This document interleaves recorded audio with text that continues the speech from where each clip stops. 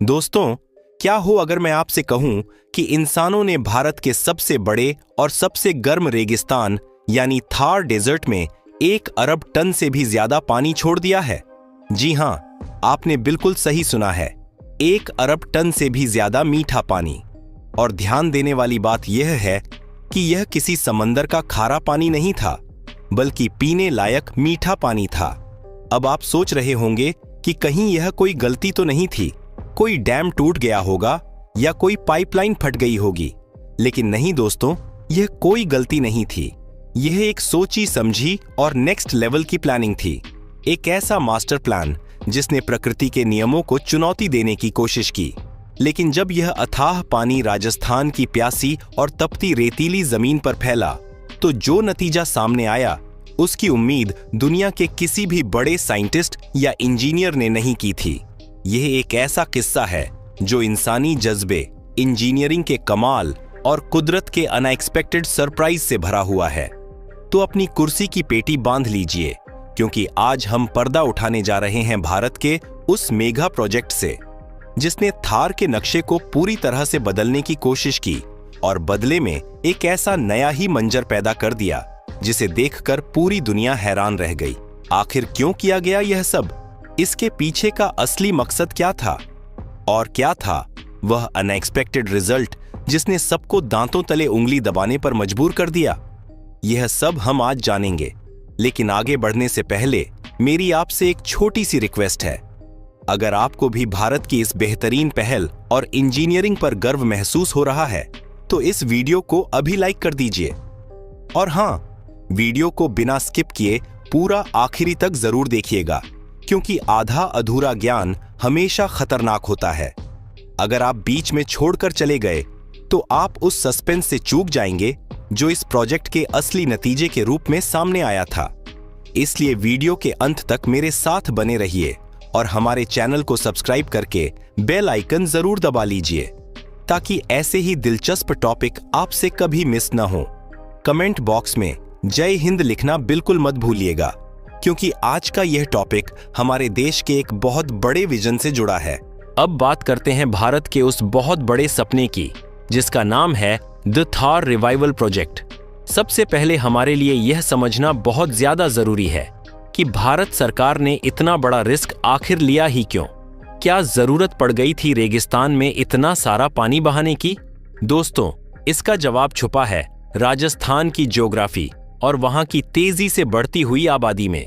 क्या आपको पता है कि राजस्थान की 95% से ज्यादा पॉपुलेशन उसकी सिर्फ 5% जमीन पर रहती है?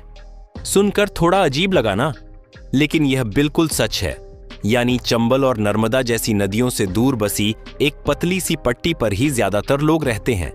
सदियों से यही नदियां और जमीन के अंदर का पानी यानी अंडरग्राउंड वाटर भारत के इस हिस्से के लिए जीवन का एकमात्र सोर्स रहे हैं। लेकिन जैसे जैसे समय बीता, आबादी तेजी से बढ़ने लगी।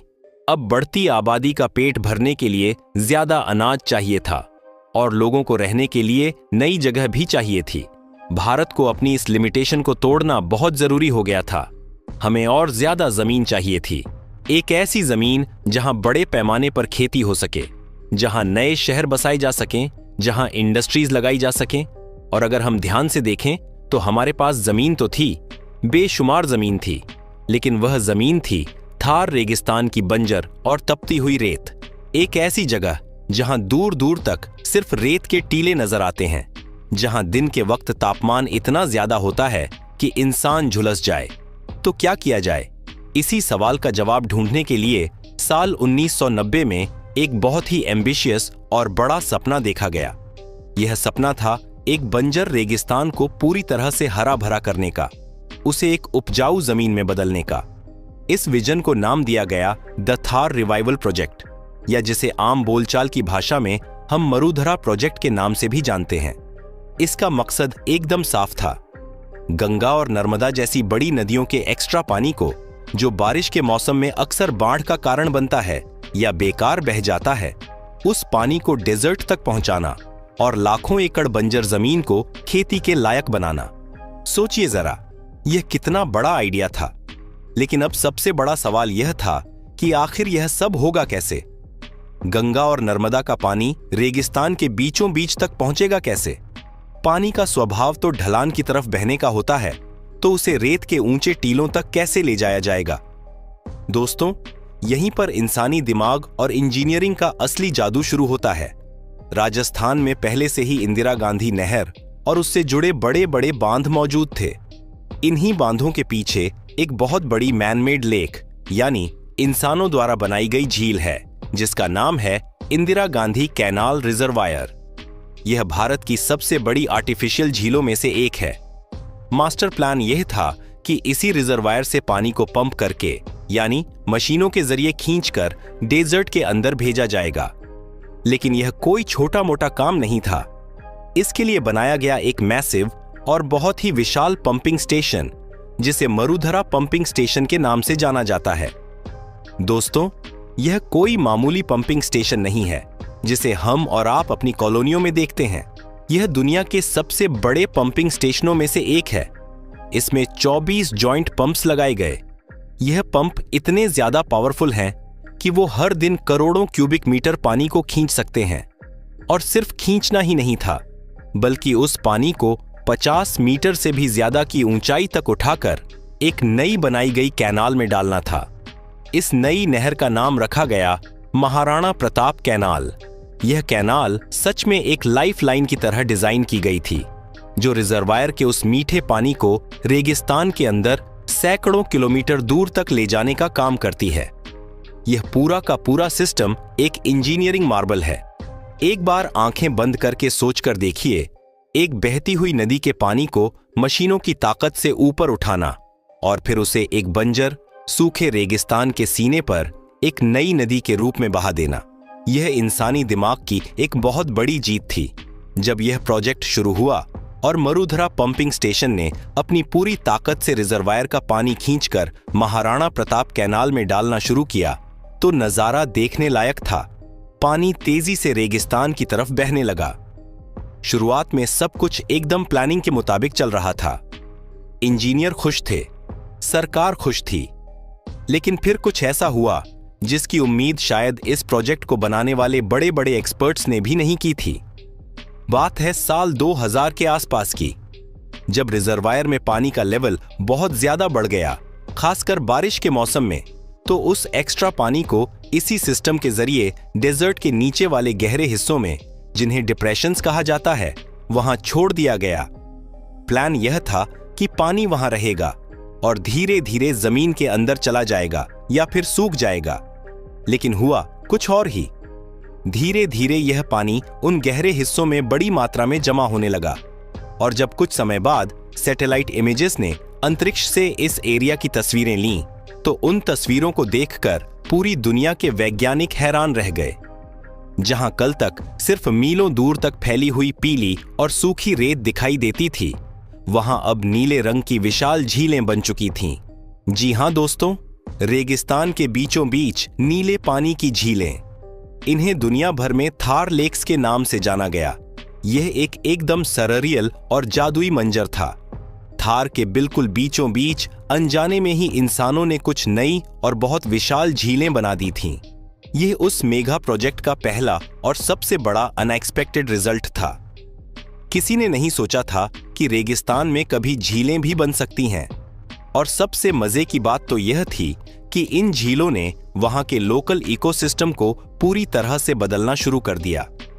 जहां पहले दूर दूर तक कोई परिंदा पर नहीं मारता था, वहां अब विदेशी और लोकल पक्षी आने लगे।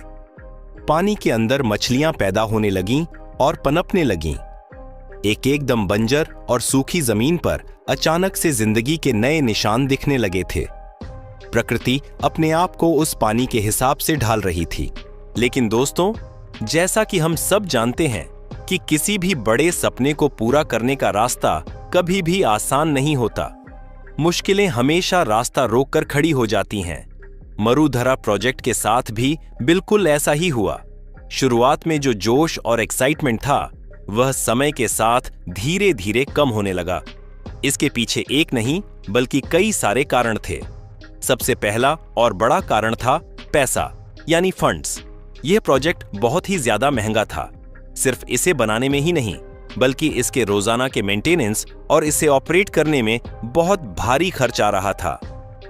उन 24 जॉइंट पंप्स को चलाने के लिए बहुत ज्यादा बिजली की जरूरत होती थी। सरकार को उम्मीद थी कि इस प्रोजेक्ट को देखकर बहुत सारी प्राइवेट कंपनियां अपना इन्वेस्टमेंट लेकर आएंगी, लेकिन जितनी तेजी से प्राइवेट इन्वेस्टमेंट आने की उम्मीद थी, उतनी तेजी से पैसा आया नहीं। दूसरा बड़ा कारण था टेक्निकल प्रॉब्लम्स। हम कागजों पर तो बहुत आसानी से सोच लेते हैं कि रेगिस्तान की जमीन पर पानी डालेंगे और खेती शुरू हो जाएगी। यह सोचना बहुत आसान है, लेकिन असल जिंदगी में इसे करना उतना ही मुश्किल है। रेगिस्तान की रेत और जमीन में नमक यानी सैलिनिटी की मात्रा बहुत ज्यादा होती है। इस नमकीन जमीन को आम फसलों के लिए जैसे गेहूं या चावल के लिए तैयार करना और उसे ठीक करना अपने आप में एक बहुत बड़ा चैलेंज था। इसके साथ ही एक और बड़ी दिक्कत थी। डेजर्ट की तेज धूप और गर्मी में वो मीठा पानी बहुत तेजी से इवापोरेट हो जाता था, यानी भाप बनकर उड़ जाता था।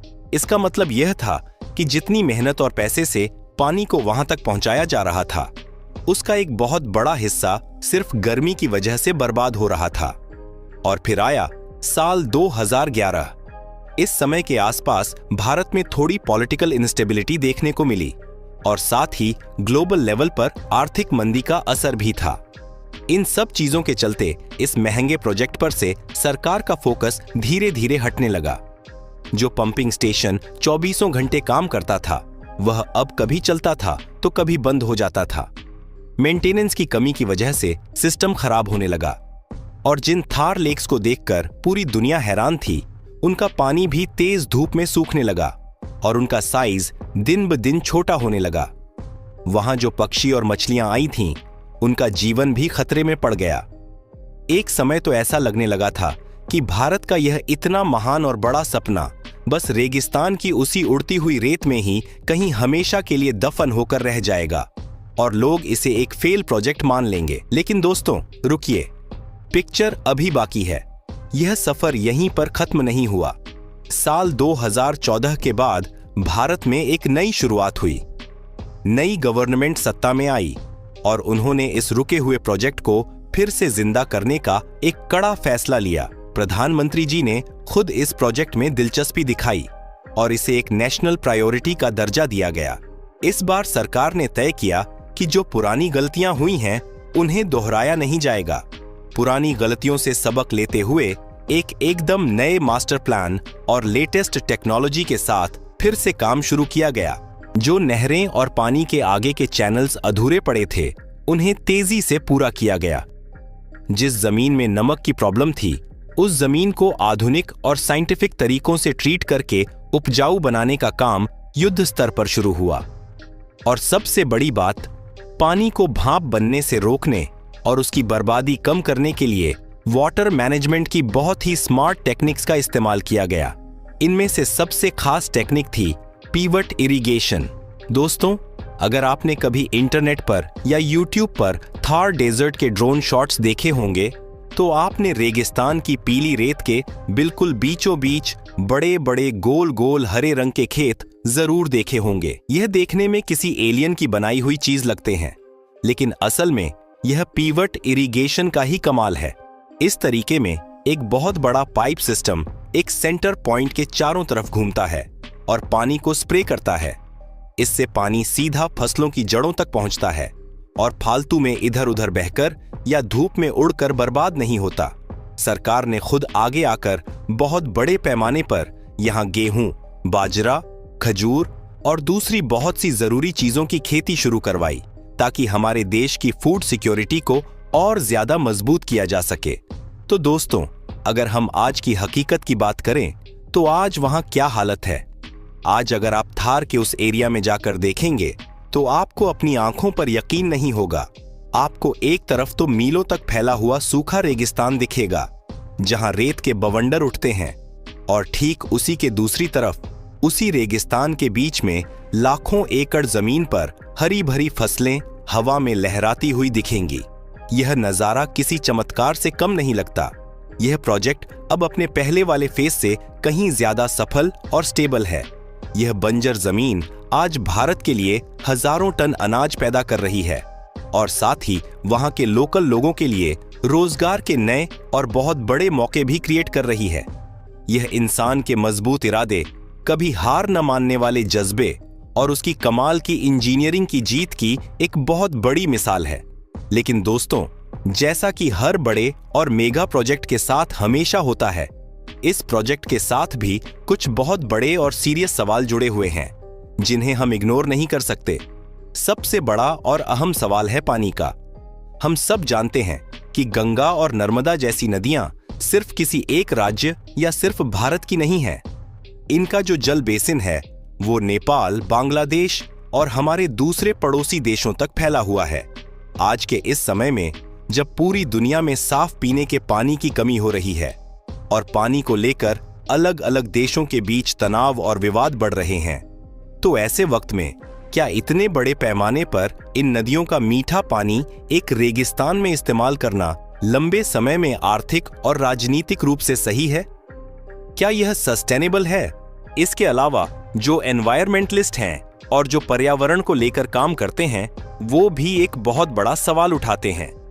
उनका कहना है कि एक रेगिस्तान का अपना एक नेचुरल इकोसिस्टम होता है।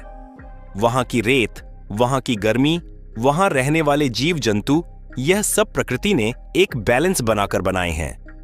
तो क्या इंसानों द्वारा उस नेचुरल इकोसिस्टम को इस तरह जबरदस्ती बदल देना, वहां पानी भर देना, क्या यह लंबे समय में हमारी पृथ्वी के लिए ठीक है?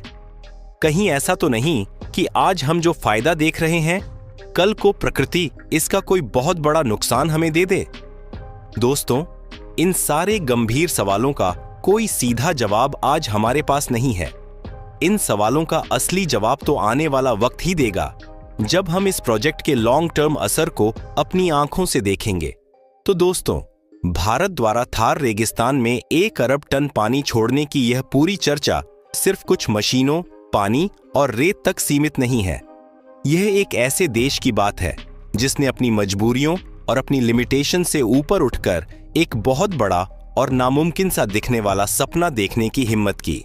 इस लंबे और मुश्किल सफर में हमें अनएक्सपेक्टेड रूप से रेगिस्तान में झीलें मिलीं। हमें कई बार फेलियर्स का भी सामना करना पड़ा। करोड़ों रुपयों का नुकसान हुआ, मशीनें बंद पड़ीं, लेकिन फिर भी हमने हार नहीं मानी और हमें एक नई और मजबूत शुरुआत भी मिली। मरुधरा प्रोजेक्ट आज पूरी दुनिया के लिए इस बात का एक जीता जागता सबूत है कि इंसान अगर अपने दिमाग में कुछ ठान ले, अगर उसकी इच्छा शक्ति मजबूत हो, तो वह इंजीनियरिंग और टेक्नोलॉजी के दम पर प्रकृति की सबसे कठिन और मुश्किल चुनौतियों का सामना भी कर सकता है और रेगिस्तान में भी फूल खिला सकता है। लेकिन इसके साथ ही साथ यह पूरा का पूरा वाकया हमें एक बहुत जरूरी बात भी याद दिलाता है। वह यह कि प्रकृति के साथ कोई भी छेड़छाड़ या बदलाव करते वक्त हमें हमेशा उसके होने वाले नतीजों और भविष्य में चुकाई जाने वाली कीमत के बारे में बहुत गहराई से सोचना चाहिए, क्योंकि कुदरत के बनाए बैलेंस को बिगाड़ना कभी कभी भारी भी पड़ सकता है। दोस्तों, मुझे पूरी उम्मीद है कि आपको आज की यह जानकारी बहुत पसंद आई होगी और आपको हमारे देश की इस इंजीनियरिंग पावर को जानकर गर्व महसूस हुआ होगा। आपको क्या लगता है, क्या भारत सरकार का रेगिस्तान में इतना सारा पानी और पैसा लगाना सही फैसला है, या हमें प्रकृति को उसके हाल पर ही छोड़ देना चाहिए? आपकी जो भी राय हो वो आप मुझे नीचे कमेंट बॉक्स में जरूर बताएं। मुझे आपके विचारों को पढ़ने में बहुत खुशी होगी। और हां दोस्तों, अगर आपको यह वीडियो थोड़ी सी भी इंफॉर्मेटिव लगी हो तो प्लीज बिना सोचे इस वीडियो को एक बड़ा सा लाइक कर दीजिए। इसे अपने दोस्तों, परिवार वालों और हर उस व्हाट्सएप ग्रुप में ज्यादा से ज्यादा शेयर करें, ताकि हर भारतीय को हमारे देश के इस महान प्रोजेक्ट के बारे में पता चल सके। और अगर आपने अभी तक हमारे इस चैनल को सब्सक्राइब नहीं किया है तो जल्दी से सब्सक्राइब का बटन दबाकर उस बेल आइकन को ऑल पर सेट कर लीजिए, ताकि हम और आप यूं ही जुड़े रहें। अपना और अपनों का बहुत बहुत ख्याल रखिएगा। जय हिंद, जय भारत, वंदे मातरम।